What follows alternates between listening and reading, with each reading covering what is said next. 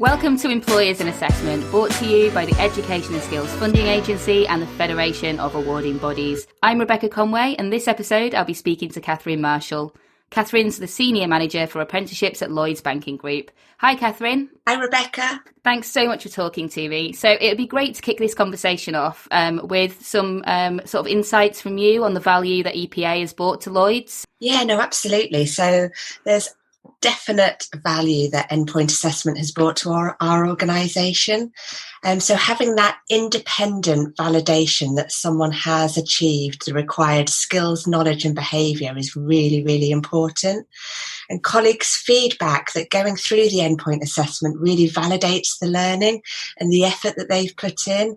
There's a robustness to it that's really, really important. And it's also important to have the different grades. So there's something to work towards. So for those who want the additional stretch, they'll aim for the distinction.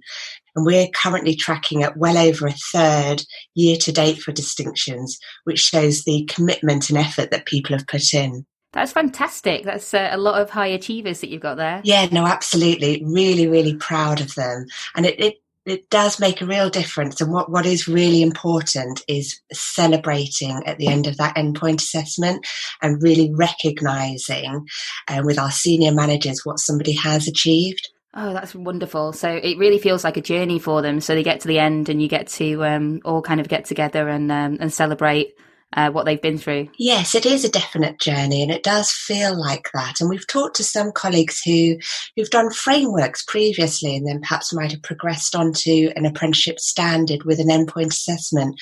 And they have fed back that doing that endpoint assessment really does bring it all together for them, give them the closure and give them that validation. As we just said, EPA is very much the end of the journey for apprentices in terms of, showing that they've kind of received their apprenticeship at the end.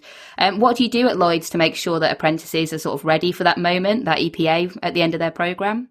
So it might sound cliche, but it is all about starting with the end in mind. So ensuring that we're really clear at the start what that assessment plan is and making sure that all elements of the standard are covered throughout the learner journey, that they can then demonstrate that effectively at endpoint assessment. We cannot drill home enough the importance about the endpoint assessment process. So before somebody starts the apprenticeship programme, at the beginning and throughout, we're always talking to our apprentices and their line managers about what they can expect at endpoint assessment. We've got guides for endpoint assessment, which outlines the process and best practice. We run practice sessions. So the majority of our standards will include a professional discussion. So we always make sure that the colleagues have an opportunity to do a practice professional discussion or interview. And generally it's with a coach that they haven't come across before. So it feels more real. And also, now that we've had more apprentices go through endpoint assessment, we've got some best practice videos from them that colleagues can have a look at, where they're talking about their experiences and sharing some top tips.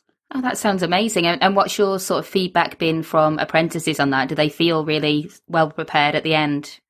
Yeah, no, absolutely. And it's really working in partnership with the training provider and the endpoint assessment organisation. So there's absolutely no surprises when it comes to endpoint assessment. That's brilliant. Really good to hear. As you say, it's a bit of a cliche, but always good to kind of make that end goal and that end point clear from the very start of the programme.